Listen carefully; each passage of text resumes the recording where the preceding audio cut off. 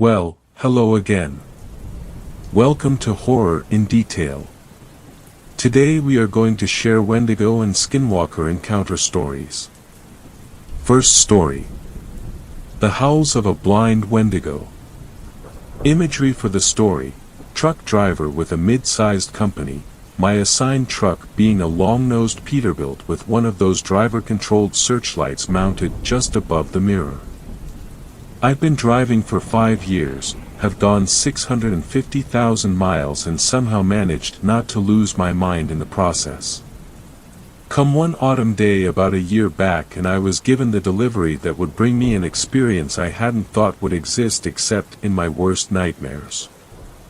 I had received a message on my truck's computer to make a multi-stop run from Indianapolis to Duluth, then from Duluth to a town called Ely. The run to Duluth had been no problem with a 2-day trip. The run from Duluth to Ely seemed a bit trickier, what with the quickest, legal, run being Minnesota Route 1 from Minnesota 61. It was that certain kind of night where everything was shrouded in darkness, the moon was covered by the clouds and a winter storm was on the horizon, making the air even colder than it already was. I figured that I deserved a nice warm cup of coffee after this drive was over. The drive along 61 was uneventful with only a couple of cars and semi-tractors on the road this late into the night. The radio was calling for a light forecast of hazy rain with a relatively thick fog until that afternoon, all the more reason to get this run finished, I supposed. Sometime along Route 1, my trailer began shaking violently with my truck having difficulty in pulling along a flat line of grass. I noticed one of my tires on my trailer had ruptured. Annoyed with losing time, I pulled into a small grove and parked along a worn dirt path facing the highway. To rear of my tractor was a thick bundle of northern forest that likely hadn't seen human tracks in decades. A quiet wind washed over me as I relayed a breakdown message to my company, receiving another that a tow wouldn't be out until the morning. No problem, I've got a fridge full of food and a satellite for TV. Several hours passed as I laid in my bed. A windstorm woke me up as I tossed and turned to gain my bearings. That wasn't wind I was hearing. The best I can describe it is the sound of metal sliding against metal, like the brakes of a locomotive. The noise was some distance away, roughly a quarter mile to the rear if I had to guess. The noise was getting closer, more to the left of my truck, somewhat about the front of the trailer. I could hear what sounded like tapping fingers or claws against my trailer. The sound of hoofsteps marching through the thick grass alerted me to the fact that this may be just a harmless animal, wishing to take a look and ease my nerves. I slid the curtains open and came face to back with the stuff of nightmares. The antlers reached to the top of my truck's windows. The creature brandishing them was a hunched-over, bipedal mass of skin and bones with the skull of some deer or elk. Fearfully, I turned the searchlights on to get a better look at the thing in question and to hopefully frighten it off. I wish I hadn't. The light itself hadn't alerted the creature, but me moving myself in the truck had set it into a hunched-over stance, keeping an ear open for some form of prey, I presumed. I noticed empty eye sockets that seemed to go on forever that slotted into the ancient skull of some sort of deer or elk. I was afraid of turning the key in fear of rousing this monster's predatory hunger.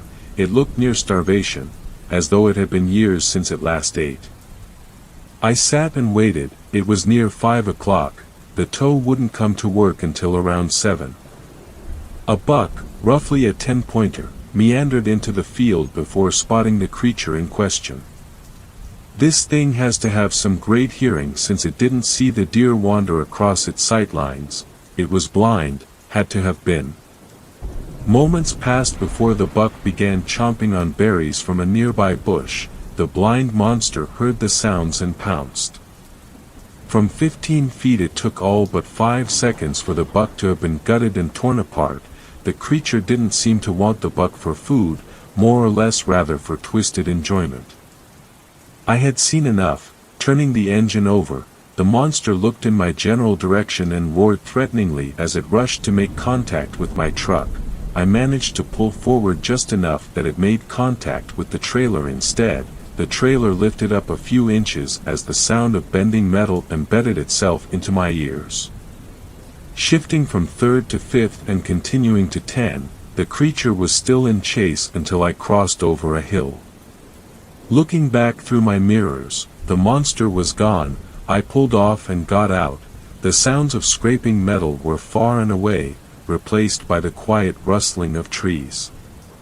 I continued driving again until I came upon an area that trucks could park in, well lit and asphalt, much better and safer than the grove from earlier.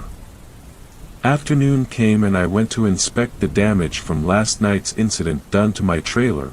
Claw marks etched into the driver's side of the trailer went on for the whole length of 53 feet. A massive dent roughly 2 feet from the truck itself reminded me that I wasn't just fortunate to be alive, I was damn lucky. The delivery went off without complication since the tow only had to change a tire, and I went home several days later, the creature still on my mind. I went online to figure out, bluntly, whatever the hell it was. The skull of a deer and possible bloodlust for people brought me to several conclusions. The most effective, that I was either losing my mind in the mountains or that I had come face to face with an American Indian folklore nightmare known as the Wendigo, essentially what becomes of you if you cannibalize on human flesh. I've no plans on stopping on Route 1 overnight again. Talks with the locals included everything from ghosts to, of course, that same Wendigo I had encountered. I went on Route 1 again last week. The sounds of scraping metal were heard once more and I saw a shadow move across the forest at a blistering speed. I noticed that it didn't get too close this time, just close enough to see the fog from its breath. It knows who I am. It's just waiting for me to let down my guard. Second story. This story was shared by u/Velasca, so credits to him. Some advice from a professional monster hunter. It sounds cliché horribly, but my family has been hunting the things that humanity is born to fear, for over 10 generations. In this world, just like any other, there are monsters that lurk in the darkest corners of the world. These monsters live in the jungles, deep underground, the Arctic, the deep sea, the mountains, the forests, and even cities. Where these monsters come from, some were summoned by the occult and dark magic, some were naturally born of this earth, and some don't even come from our plane of reality. Over my lifetime hunting the leviathans and behemoths of the world, I've traveled all over the globe, encountering and killing the things that make your skin crawl. Honestly, most people in my line of work don't make it this far. I'm currently 30 years old, but I started hunting back when I was 23, and since I am based in the USA, and my specialty is hunting different monsters, and sometimes malevolent corporeal and non-terrestrial entities and beings, and some of those beings don't even come from our planet or universe. I hunted my first monster/entity like I said when I was 23. I had hunted regular cryptids and monsters before, but this hunt was unlike any other I had in the past. I regularly work with my brother, Dennis, since this monster hunting is more of a family business, at least in my area. We officially belong to a much larger network.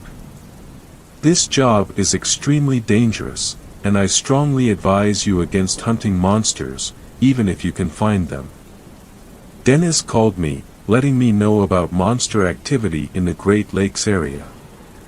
Dennis is a monster hunter as well, but he also finds cases for me. Apparently, there were several moose carcasses discovered, but they weren't just mutilated. One carcass had been found, ripped to shreds and hanging 20 feet off of a tree. All the other carcasses were discovered in the span of 1 week, all in a similar manner. Before actually going to the area, I did some investigating online. Over the past 2 years, 10 campers, hunters, and hikers had gone missing, no bodies, no blood trails, not a trace. But what intrigued me was that hunters had gone missing. The hunters, upon further investigation, were mostly big game hunters, which meant that they had big guns, used for big deer and elk. This meant that whatever was killing people was big and durable enough to survive high-caliber ammunition, and also stealthy enough to sneak up on hunters, unnoticed. After gathering enough intel, I grabbed my weapons, got in my car, and headed to the forest. The deaths were reported. If I forgot to mention, I carry a lot of weapons in all my hunts. Depending on the situation, I carry an arsenal of melee weapons, such as combat tomahawks, bowie knives, and machetes. And on that hunt, I also carried my 50 cal tactical sniper rifle, and a special weapon. That special weapon was an 80-pound pistol crossbow, with modified crossbow bolts. The crossbow bolts we dipped in white ash, blessed by a shaman, and I duct-taped a mini Molotov cocktail I made using a test tube and gasoline to the bolts. And I also carried my bowie knife, which was the size of a small chihuahua. And so, I arrived at the location.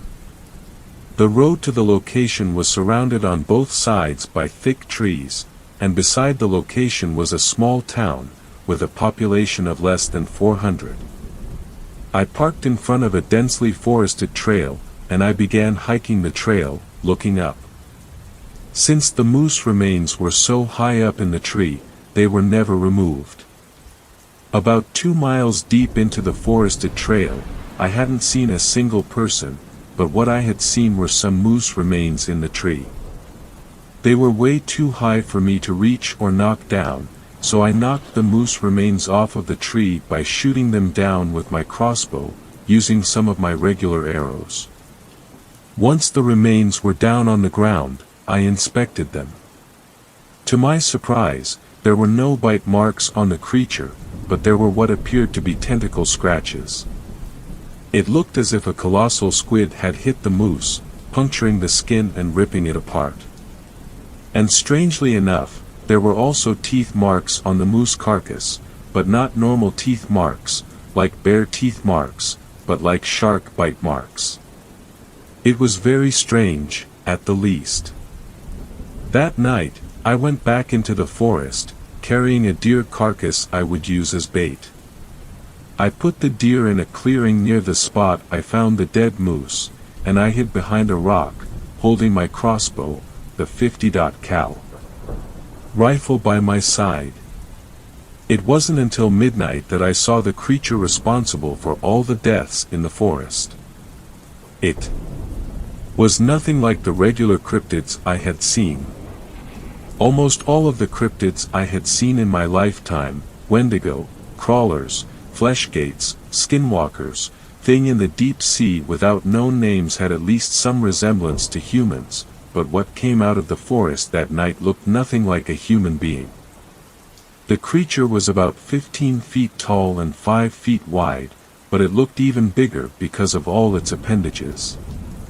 The creature's main body mass was made up of black and rotting flesh that gave off a putrid odor. The creature had several crocodilian heads lacking eyes, all mismatched on its upper body. The creature had legs coming out of one of its mouths, and there were spider-like and clawed legs coming everywhere out of its body, all different sizes and bending awkwardly and with multiple joints. The lower part of the creature was made up of spined tentacles and tendrils, all squirming and wriggling as the creature moved. There were dozens of black eyes dotted over the creature's body, all of them looking in different directions at a time as if they were searching for something. The creature also had a dozen thick tentacles, all of them ending in toothed, leech-like mouths. I almost threw up when I saw the creature, but I managed to hold it back. The creature was nothing I had ever seen before, something my feeble human mind was not ready to comprehend. I silently raised my crossbow, lit the cloth on the Molotov cocktail, and I fired. The arrow hit one of the creature's heads, and the Molotov cocktail on the crossbow bolt exploded into a brilliant blue fireball, covering the creature in flames. I quickly reloaded the crossbow, lit the cloth, and fired a second arrow, this time aiming for center mass. By now, the creature's eyes had spotted me, and it was lumbering towards me at a horrifyingly fast pace. I picked up the .50 caliber, and I fired at the creature. It stopped in its tracks, screeched, but it didn't die. I reloaded and fired again, but the same result came out of it. Afraid I was out of options, I pulled a sawn-off pump-action shotgun, and I ran towards the creature, and I began to slam fire into the creature. I could see the tentacles sever and chunks of flesh getting ripped off of the creature. This shotgun was clearly doing much more mass damage than my other weapons, and I continued to slam fire into the creature until I ran out of ammo. I quickly reached into my pocket and pulled a few shotgun shells, but before I knew it, one of the creature's tentacles had grabbed my leg, and I was being pulled into the air. In an act of desperation, I drew my Bowie knife out of its sheath, and I began viciously slicing at the tentacle holding onto my leg, and by the fifth slash, I had completely severed it. The creature let out another screech, as I escaped and ran back to my spot behind the boulder, and I pulled out the last resort I always carried, a giant 2-liter wine bottle filled to the brim with gasoline, topped with a flaming cloth. I threw the giant Molotov cocktail at the already flaming monster charging towards me, and it exploded into a gigantic fireball, completely engulfing the creature in flames. Intending to finally kill it off, I picked up my .50 caliber. And I fired at the creature, severing a huge chunk of flesh. Then I picked up my reloaded shotgun, and I finished the creature off. For good. After the creature was finally nothing more than a burning pile of rotting flesh and tentacles, I began to put out the fire by throwing dirt on it, but to my absolute shock, the corpse slowly dematerialized on its own, and it disappeared, leaving me to stomp out the small fires surrounding the clearing. It was fucking dead, finally. Now here's some advice. 1. Don't try to kill monsters. Your puny .308 won't do shit against godlike entities. 2. If you have no choice and have to fight, use fire, it works better and gives you time to leave as soon as possible. 3. If you see large, extremely and unnaturally mangled corpses of apex predators or large animals, stay away. 4. If you see some crazy shit like this, you're probably already dead. 5. The only feasible way to kill creatures of this magnitude are multiple people and extremely heavy or unconventional firepower. The army could have folded this thing in under a minute, but I'm only one person. 6. If you see any creature unnatural looking, stay the hell away and get out. This isn't a movie, you're going to get gored if you try to pet one of these things. And that was the first time I had ever fought and killed a horror like that monster, but it would not be the last, for only 2 weeks after I had fought that eldritch horror, I hunted something much, much worse. I mentioned how I belong to a network. It's more of an organization, mostly worldwide, full of other monster hunters and various organizations. Third story. This story was shared by you/Sir Dimmadome, so credits to him. I was saved from a skinwalker. For about a year and a half I 22 dated my ex-23 who was Native American, specifically Navajo. Our relationship got serious enough that we introduced each other to our parents. He and his family lived close to our college, so I would go over there quite frequently for dinner or just to visit. During spring break his parents invited me to come with them to a log cabin they and their extended family had rented for a weekend. I accepted and honestly got kind of excited as I felt like my BF and I were moving up in our relationship. I also could count the number of family vacations I had taken growing up on one hand, so there was that. The night before we drove to the cabin, my BF's parents invited me over for dinner, and after they sat me down to talk to me about the next couple days. I already knew my BF's grandparents were extremely in touch with Navajo traditions and could be harsh to certain people they saw as outsiders. They basically explained that they may not accept me immediately and that they apologized if at any point they offended me. I thought about what they said the entire drive to the cabin, and it honestly only made me even more nervous the closer we got to our destination. Meeting a boyfriend's family for the first time was stressful enough, but adding on the fact we were the same gender and that his family may view me as an outsider made my chest unbearably tight. As we drove up to the cabin, immediately we saw that there was a group standing outside of it. My BF's dad parked the car. He and his wife jumped out to run over to the crowd to see what the issue was. The yelling was so loud you could hear it almost clearly, despite us still being in the car. I asked my BF who the people were, and he said they were all different family members and that a serious argument must have broken out. We got out of the car and walked around to the front of it so we could see what was going on.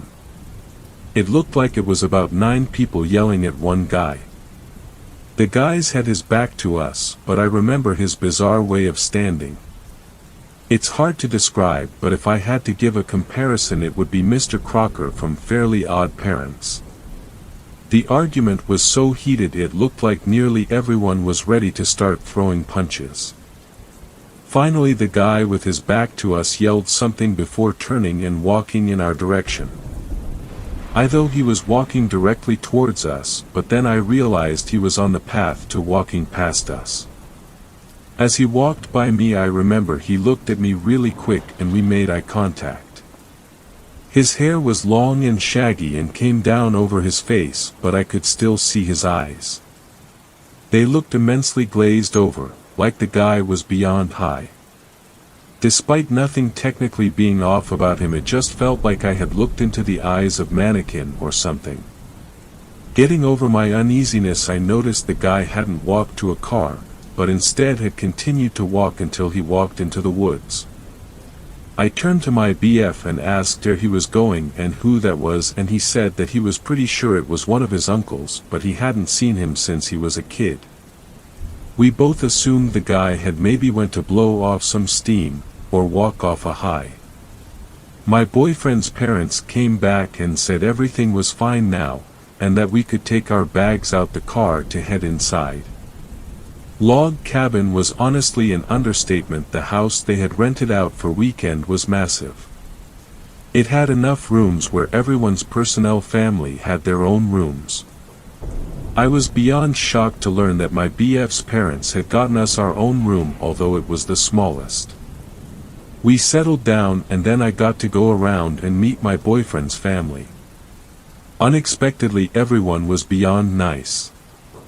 I kind of felt like I'd be treated like an outsider given how traditional my BF had said his extended family was, but nearly everyone I met greeted me with a giant hug and warming smile. I guess the 2 exceptions were my BF's grandparents. Both seemed very contained and had this very serious look on their faces. As I approached them to introduce myself to them, they both looked me over a couple of times before moving. Soon they both stood and gave me a very strong-handed handshake and pat on the shoulder.